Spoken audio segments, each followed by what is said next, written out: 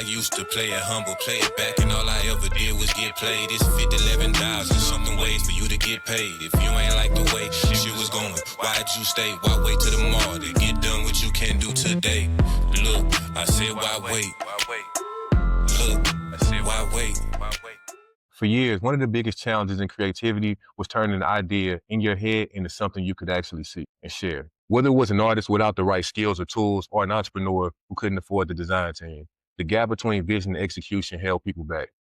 Then came tools like Midjourney, a defining moment in AI visual creation. Suddenly, anyone could generate stunning, detailed visuals and graphics straight from imagination prompt to a screen.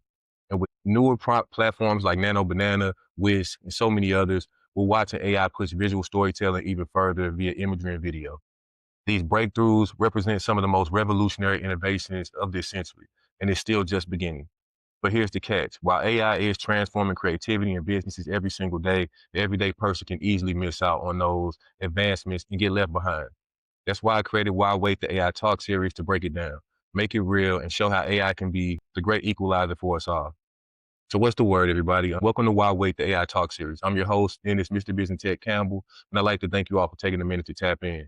This series is all about urgency, how to move right now and not wait. AI is the great equalizer of this time, and in every episode, we dive into quick combos with entrepreneurs, creatives, innovators, and to see how they're seeing AI, how they're using AI, and what AI means to the future. We'll wrap each episode with a quick show and tell or a talk and tell on something we're doing with AI right now. But first, let's jump into today's guest, Julian Keaton, entertainment and marketing management professional, founder of the Jewel Mind. His platform is for supporting musicians and creative pros. He's also a fellow CRCP Lion and St. Louis native. How you doing today, bro?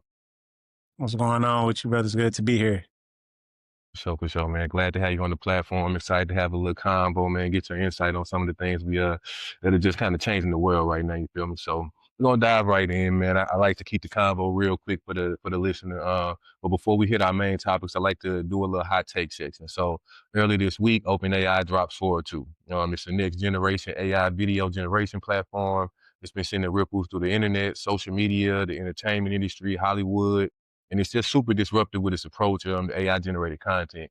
So my question for you, have you seen Sora 2? Have you been kind of seeing how it's disrupting the scene? Have you been seeing some of the stuff that's been coming through the media waves? And do you have any perspective on it? I mean, it's super interesting. A lot of creatives, at least that I've worked with, have not used it. There is, I think, the personality. This is Nikki Saunders. I think runs with Ethan Thomas. I've seen her push out a lot of content using it. So it's been really cool to see her kind of flex with it. I think for a lot of artists are still kind of skeptical and hesitant and are trying to just make sense of it. So it might be a little minute before any of like the folks that I work with feel comfortable with it, but I know it's shifting the landscape of what it means to be a creative. Oh, for sure. This is one of the main reasons we're having these conversations, because honestly, it's a lot of apprehension in a lot of communities, but like, I feel like there's just a little bit more apprehension in the creative community because they can see some of the overlap and some of the things that they've been developing skills for years being kind of wiped under the table or rushed under the rug or something of that nature. And I think it's a world where these tools are really just meant to enhance the creativity of some of the greatest creatives out here. So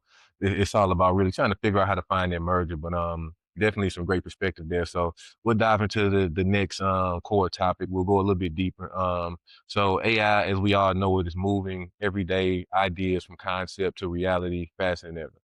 So let me ask you, do you see AI more as an inspiration, a collaborator, or more of just a tool in the creation process when it comes to creative things or even business-based solutions?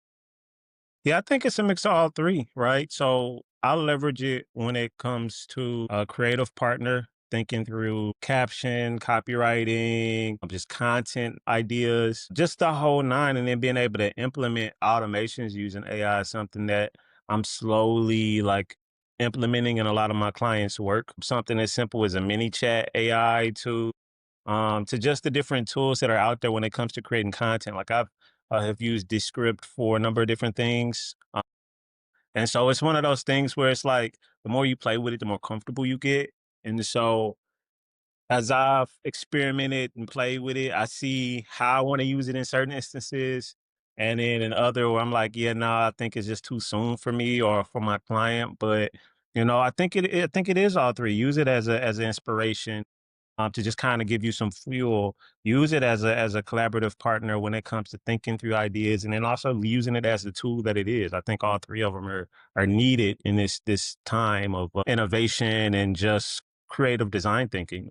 You actually hit a lot of amazing points. So all three of those angles are definitely meant to kind of, you know what I'm saying? We're talking to the audience. We want to open up their lens a little bit because a lot of people see it as like this threat, but ultimately it's something that can be used as a tool if you kind of see it from the right lens. So love that perspective. So now that brings up the next angle. A lot of people feel like AI makes some processes, specifically in creative spaces, a little bit too easy, or as if the technology isn't meant to make lives easier.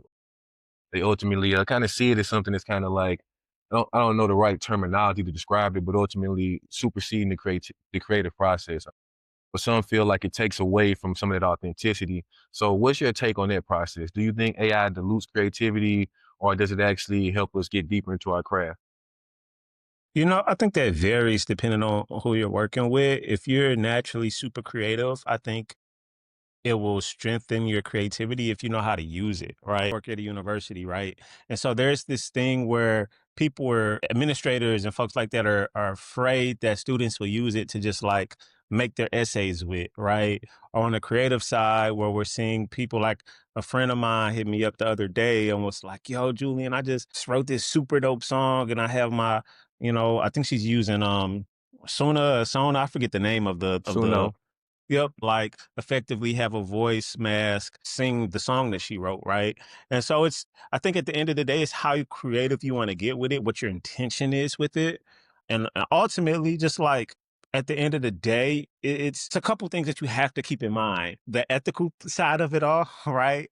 Versus, especially in the creative space, versus something to the extent of just like wanting to play with it and have fun with it. And so I think it's still super early for a lot of creatives. Again, I'm in the music space, so a lot of musicians are kind of apprehensive just naturally because, like, most musicians have worked their whole life to learn an instrument, or learn how to sing, or learn how to write, and to see artificial intelligence kind of come in and be able to do these things that it took them, a lifetime sometimes to even learn. I think folks are kind of apprehensive with it, but at the end of the day, you have to make the decision on whether or not this is for you, or if it's not for you. And I don't think, at least right now in this current moment, in this current day, you know, I don't think folks need to feel pressured to be able to utilize it. But I think ultimately you have to recognize that it's not going anywhere and make the decision that you think is best for yourself. It makes complete sense, and I heard exactly where you're coming from, and it's one of those things where that's where a lot of the apprehension comes from. But ultimately, it's one of those things where you have a decision to make in this time because there are people that are cranking out a lot more productivity just because they're using these tools to kind of just maximize and optimize their pipelines for sure. So, and honestly, you dove right into the next point, and it flows really right back into the next question, ownership. So, if AI helps someone create a project or half of a song or it mashes your audio, who really should get the credit? Should it be the artist, the technology, the vision, a combination of all three? Like, what are you seeing there as far as like ownership is concerned? Yeah, I mean that's a loaded question. My friend who called me about writing the song and then using the voice mask whatnot to be able to sing it. My very first question to her was like, "Have you talked to a lawyer?" Because from a IP perspective, it's super interesting. Like, yes, your lyrics. So when you do the copyright, naturally it's going to be your song. But then when you look at the sound recording, that's where it's going to get interesting because that's not your voice.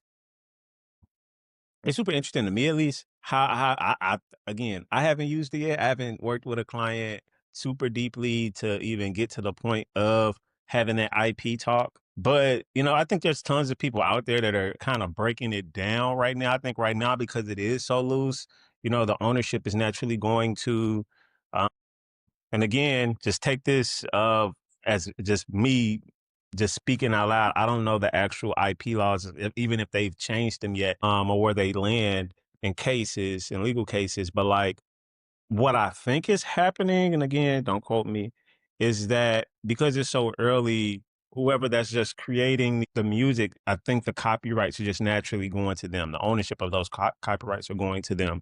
But again, I haven't looked at the terms and conditions and the terms of service when it comes to these platforms to see whether or not they have ownership stake in the sound recording. So again, I don't know, but at the end of the day, make sure that you read those terms and conditions and those For service sure. clause just to make sure you're protecting yourself.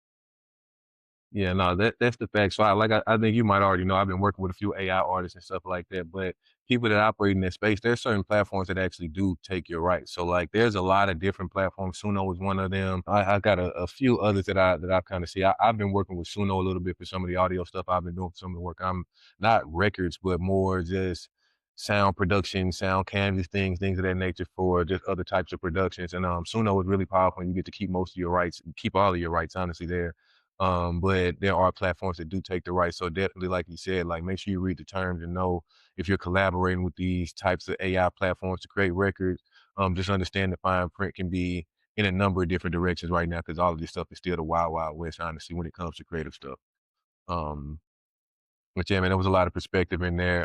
Now we're going to flip to the last part of the conversation where we talk a little bit about the AI show and tell. So basically, I'm going to open the floor where we each bring something that we've been working on with AI or how we've been using it ourselves. And it can be our way of just using it to show that we're using AI to be creative or even business related or a project that we've been working on. But do you have anything that comes to mind that you want to share? Or you want to do a screen record, a screen share, or anything of that nature to kind of present something that you might have been working on in the AI space? Man, I'm really prepared on that end. It's all good. I would love to show y'all what I've been working on when it comes to the augmented reality mobile app platform that I've been building. You've provided a good amount of counsel around like how we should approach it. So I'll speak a little bit on it and I'll Yeah, talk a definitely. little bit about how we've been using ChatGPT for some of my other clients. But for those that are familiar with me and my brand, back in 2018, I did a series of scavenger hunts in the St. Louis region, Grand Center, Central West End, and Cherokee Street. And so those were very successful. We used a augmented reality app called Wallami. It's an Italian app that no longer is operating. And so we wanted to be able to really get at the time. Well, I understand in St. Louis, St. Louis is very much it's it's um it's a college town, whether or not we want to admit it or not. It's definitely a college town because the largest landowners in St. Louis is SLU and WashU. So understanding that, I was like, all right, let me talk to these students. Let's see what their biggest needs are. And come to find out, the biggest thing is that they get stuck in what they call the WashU or SLU bubble, where, they don't venture outside of their campus. And so doing these scavenger hunts were a way to get them to, leave their campus and explore the city a little bit. So when the VP of local governance and community affairs for WashU found out what I was doing through the Delmar Loops director, they called me up like, hey, we want you to do an activation for our first year experience program, our transfer students and our freshmen. And so doing that, I learned a lot about what it means to, and being in the industry of live events, like I'm already familiar with it, but like to be able to create a layered program that gets people to walk from wash you to the loop is a thing within itself, right? And I don't even just say walk because we had some folks use Lime scooters, we had some folks take a shuttle, some folks lift it. But ultimately, like just learning, what it means to get people to go to different places been working on this concept of like what it, augmented reality. And I don't even like calling it a scavenger hunt because it's really more of a choose your own adventure experience, that we're building out for students, for families, for the young professional to just learn about their city. And so I want to say back in, I don't even remember when we spoke about it, bro, but I want to say it was June. You were like, yeah, bro, like it's possible to produce this now with the technology that's available to you in a very cost effective and time efficient way. And so I went and got a Lovable Pro plan and have just been buying as many credits as I can and just, using ChatGPT to help me prompt a augmented reality mobile app game. And so I would say I've used close to about 500 credits so far um, to build out this platform. Again, I wish I could show it to you all, but we don't have it up. Like, we're not ready yet. But like, using, 500 credits, which is, I think, the most that I've spent so far is maybe like 300 or $400 just to get these credits. And I'm over exaggerating that. I think it's more like 200 just to like learn Lovable and learn like how to navigate these things. Cause I don't have any technical background, right? Like, I'm Talk just a a little bit visual. about that experience, though. Talk about that experience of you like shifting the gears a little bit, you know? Yeah, so I from a small level, I understood certain aspects of game function. But when it came to understanding code, that's beyond me. That's above me. So I had to really kind of like, I remember when I first talked to you about this, I was like, I know that folks can build this out with Unity. I know folks are building it out with certain languages, but I don't have the time or the capacity to really pick up software, pick up language, and be able to build out this, super complex platform. So, working with Lovable, it's been super easy. Lovable and as well as chat. And I'm considering using Claude Code moving forward to kind of help me build out the rest of it. Just to like, give me the code for whatever the case may be. Or even just like, there was a period where I think after the last conversation me and you had about the AR piece, I was prompting ChatGPT to give me what I needed code wise for me to just input into the code instead of giving it to Lovable to code. And what ended up happening was I kept getting a lot of like SQL codes that I would have to then go into Superbase and input there. It was, when I tell you, after that conversation, I think I spent like a good 4 or 5 days like just going hard, just like in Superbase and in Lovable, just like, all right, that didn't work. That the SQL thing didn't work. Let me go back into Chat GPT and try this out. And then it would say, hey, how about you prompt this and this type of input? And then hopefully it should give you this type of output. And then, I want to say I did that for about a week straight. I think I burned through maybe about 150 credits just doing that. But it allowed me to understand that, like, one, coding is not easy. And then two, cause it's not like having to look at it and be like, cause It's a lot of I would ask, layers. it's layered, man. I would ask chat to give me the actual code and because I'm curious, like I'm naturally curious. And so when I didn't want to necessarily put it into a prompt, like, all right, where is the actual like file in the code inside the Lovable code editor for me to then go in and like copy and paste and then looking through it and realizing what chat originally gave me wasn't going to work and having to go back and cross reference and then go into Google and ask for things. Like I learned really quickly. I learned a lot of terminology and things rather quickly. Because I'm a quick learner. You know, these tools are they're helpful to get you to produce things at a much quicker rate, but you're still gonna have to learn these things at a very fundamental level to be able to actually execute. Because for me, it's not my vision to be the CTO. For me, it's like, hey, I want to just get a MVP, a minimum viable product, ready for me to be able to hand to a CTO to be like, hey, this is what we got so far. Can you take this another level? And I feel like leveraging Lovable has been giving me the tool, the capacity, and also the mindset shift to be able to not feel overwhelmed at this. So I feel pretty confident that we'll be able to roll something out to the community on a high level sometime in 2026. And it's felt like forever to get to this point, but I feel pretty confident in that. And so yeah, so there's that. And then on the music side, I've been working with artist named Miley specifically, that's been using Chat GPT to help her with her captions. And so recently I created her first GPT agent to help her think through captions. One of the other GPTs was like an advisory board of different music executives and just giving her the ability to like ask it questions to make sure that it's aligned with best practices or expert perspectives and things like that, right? So that's been super helpful for her.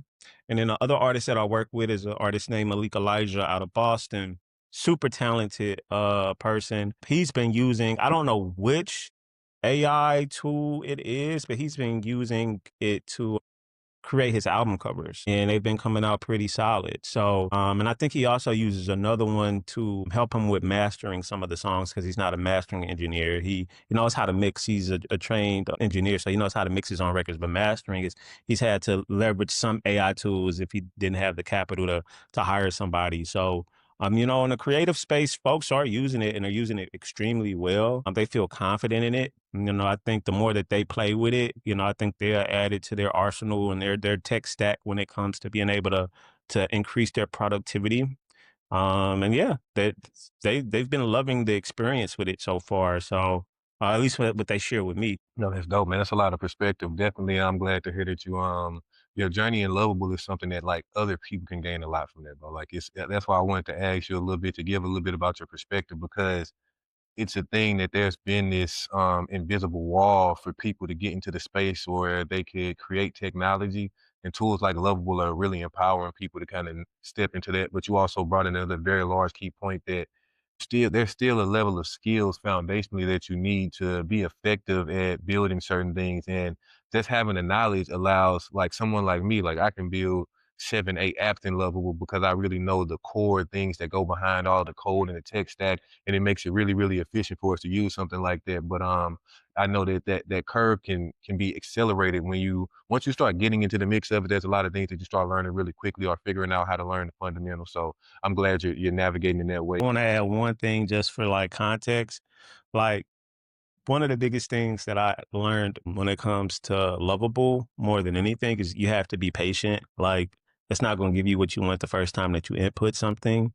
And it's going, you know, and if you're not prompting it a certain way, it's going to break something else. So, you know, you have to kind of be super patient and understanding and curious and want to know like have a desire to want to know the answer, or else you will not be able to accomplish what you're really wanting to do. So, no, that's just my two piece to kind of to wrap up, you know, Lovable. Yeah, that was everything, bro. And I appreciate you again for jumping on the platform, man. You know, we building this slowly but surely. So I used to play it humble, play it back, and all I ever did was get played. It's 50, 11,000, something ways for you to get paid. If you ain't like the way shit was going, why'd you stay? Why wait till tomorrow to get done what you can do today? Look, I said, why wait?